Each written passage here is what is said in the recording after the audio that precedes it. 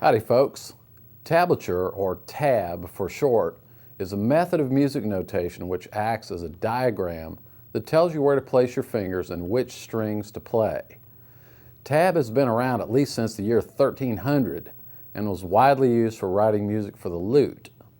Now, since the mandolin is a direct descendant of the lute, it makes perfect sense that we might use tablature to write mandolin music. So let's figure out how to read this stuff, and we'll start by looking at example 1.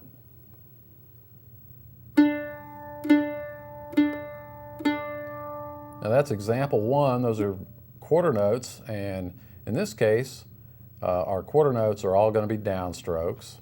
And you'll notice that a quarter note just has a single stem sticking up from it. If you look down on the tab line, you'll see 4 zeros. Those are the quarter notes I'm talking about. And if we counted this 1, 2, 3, 4, we'd play a quarter note on each beat. So it'd be like 1, 2, 3, 4.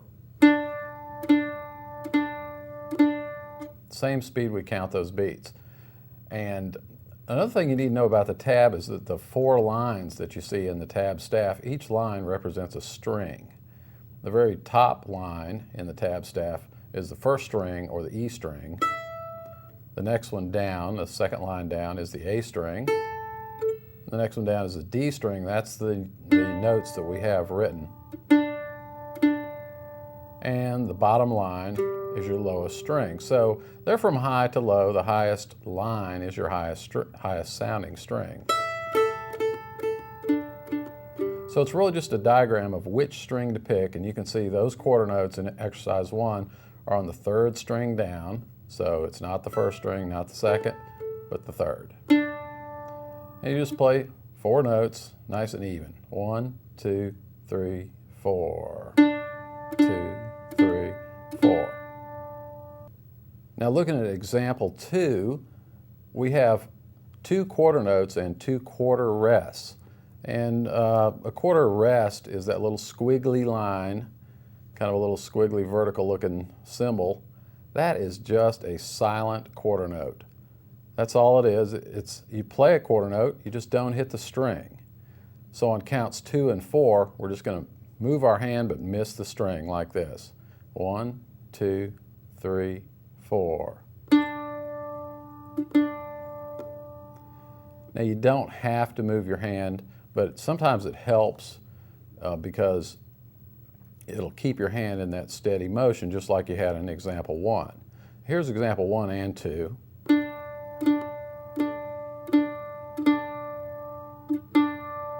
And there I didn't move my hand. But if it helps you maintain the beat, you can swing your hand as if you're playing the string, just don't strike the string. But I just wanted you to be aware of what that little quarter note rest is. It is nothing more than a silent quarter note. Next, we'll look at some eighth notes. Now here we are looking at example 3. We'll see that all the notes we have are written on the 3rd line from the top. So that means it's not the 1st string, not the 2nd, but the 3rd string, the D string, just like the quarter notes we played. And this time you'll notice that there's a connecting line tying all the notes together in little groups of 4, and sometimes groups of 2, and sometimes singles. If you look over at example 4, you'll see single, and I'll get to that in a minute. But when you see the notes connected by that little bar, that means they're eighth notes, and they're exactly half the time length of a quarter note. So 2 eighth notes will fit in the space of 1 quarter note. And we're going to play them with down and up strokes. The first note will be a down, the second will be an up, then a down, then an up, then a down, then an up, and a down, and an up. So we're alternating picking. We're just going to keep our hand going up and down on these eighth notes. And here's what example 3 sounds like. 1, 2, 3, 4. 2, 3, 4. 1, 2, 3, 4. So you can see there's an extra note in between each count. Now we get down to example 4, and I only wrote this out so that you could see what a single eighth note looks like in tab when it's standing all alone. there's no place to connect that little bar over to, so it just looks like a little flag. And that also is an eighth note. It's treated exactly like all the other eighth notes. And then right after it, you see a little symbol.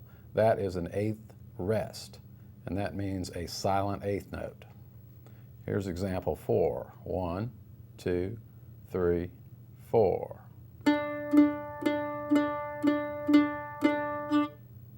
That's it. You know, the sound of that final eighth note sounds almost like if you put a quarter note there, because there's no way to cut the note off. I reached and put my hands up there and stopped it to make it short, but there's not a lot of difference between the sound of a standalone quarter note and a standalone eighth note, because you just hit the string once and it rings. Now, I do want to point out before I leave this exercise is that I go into more detail on how to read this tab in the beginning mandolin lesson series, and I think in particular lesson number 1. And then there's a chance to learn some songs that are written out in tabs. So you may want to take a look at that, where I re-explain a lot of this and go into a little bit more detail. Most bluegrass and traditional mandolin songs can be played using only quarter notes and eighth notes. So let's try a little exercise that uses both quarters and eighths. It's called the shuffle rhythm. Let's take a look. Example 5, the shuffle rhythm, you'll see is a little mixture of quarter notes followed by pairs of eighth notes. So the first quarter note comes on count 1. The pair of eighth notes will come on 2 and. Then you've got a quarter note on 3 and a pair of eighths where we say 4 and. So you'd count it as 1, 2 and 3, 4 and. 1, 2 and 3, 4 and. And that's exactly what we'll do when we play it. It'll be like this: 1, 2, 3, 4.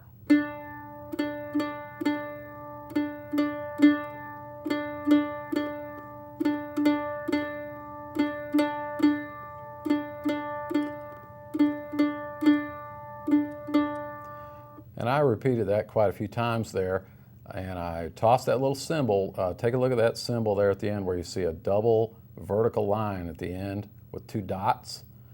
That means to go back to the beginning and play it again. And of course, in this case, I played it again a couple of times.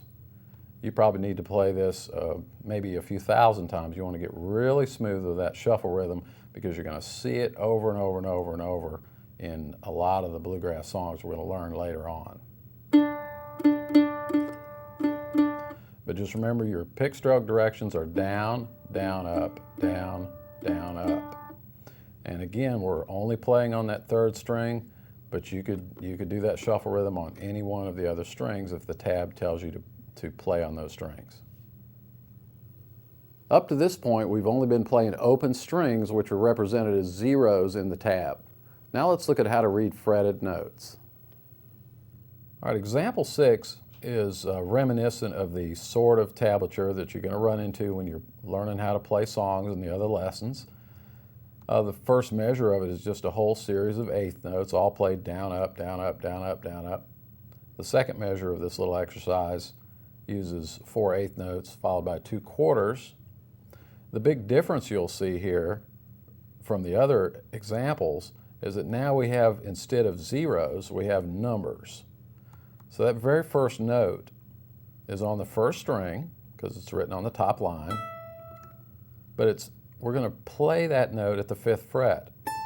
And if you look above, you'll see a little 3 written above it. And that means I'm going to use my 3rd finger to play the 5th fret.